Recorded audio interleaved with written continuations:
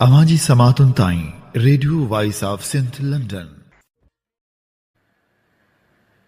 सिंध अंदरि औरतुनि सां ज्यादतियुनि जा केतिरा ई ॾुखोईंदड़ वाक़िया वेझड़ाई में रिपोर्ट थिया आहिनि।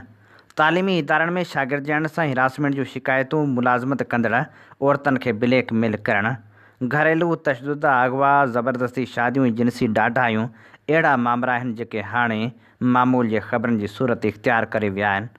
ख़ासि तौर ते यूनिवर्सिटियुनि ऐं कॉलेजनि में हिरासमेंट जा वाक़िया इंतिहाई ॻणती जोॻ आहिनि, जिते तालीम हासिल करण लाइ वेंदड़ नियाणियूं पाण खे ग़ैर महफ़ूज़ सम्झण लॻियूं आहिनि।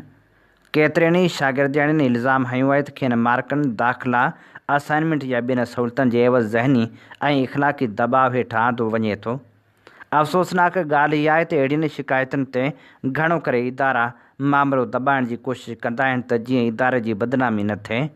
सिंध हुकूमत हर वाक़िए खां पोइ रिवायती बयान जारी कंदी आहे त जवाबदारनि खे सज़ा ॾिनी वेंदी या जांच जो हुकुम ॾेई छॾियो आहे, पर हक़ीक़त इहा आहे त अहिड़नि वाक़िअनि जी रोकथाम लाइ का संजीदा, मुस्तक़िल ऐं मौसर हिकमत अमली नज़र नाहे ईंदी।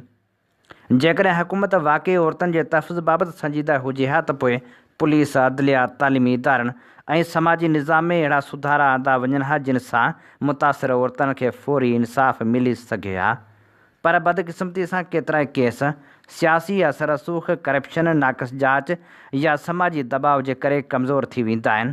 सो औरतुनि सां वधंदड़ ज्यादतियुनि जो हिकु वॾो सबबु क़ानून जी कमज़ोर अमलदारी ऐं ख़राब हुक्मरानी बि आहे। नौजवान लेखक मीर हसन मरी लिखे थो, हिन साल औरतुनि जे क़त्ल जा ॾोह तेज़ी सां वधिया आहिनि। असां वटि औरतुनि जे क़त्ल खे अक्सर ॾोह न पर रुॻो वाक़े तौरु रिपोर्ट कयो वेंदो आहे। वधीक ॻणती जी ॻाल्हि इहा आहे त केतिरनि ई ॾोहनि में कातिलनि जी उमिरि 25 सालनि खां घटि आहे, यानी उहो नस्ल जेको 2000 खां पोइ पैदा थियो हाणे अहिड़े तशदुद वारी नफ़्सियात सां साम्हूं अची रहियो आहे।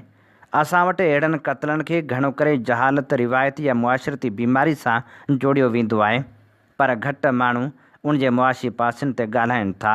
जहालत रुॻो मुआशरती न पर मुआशी बीमारी बि आहे।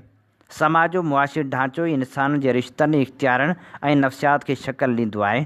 मर्द जॾहिं ॿाहिरि निकिरी महिनत करे थो ऐं उन अजूरे सां घर लाइ अटो आणे थो त हूअ पाण खे औरत जो मालिक सम्झणु लॻे थो, जॾहिं त ज़रई समाज में उनखां वधीक महिनत औरत करे थी। हू ॿनी में कमु करे थी, माल संभाले थी, घर हलाए थी, ॿार पाले थी, पर उन महिनत जो अजूरो खेसि मिलण बदिरां थोरो या घणो मर्द जे हथ में वञे थो। अहिड़े मुआशी बेइंसाफ़ी औरत खे महिनत कंदड़ इंसान बदिरां मर्द जी मिल्कियत बणाए पेश करे थी। असल मसइलो सिर्फ़ु इख़लाक़ी कमज़ोरी या तालीम जो घटि हुअणु न, पर उहो मुआशी ऐं समाजी निज़ाम आहे जेको ताक़त खे मिल्कियत सां ॻंढे थो।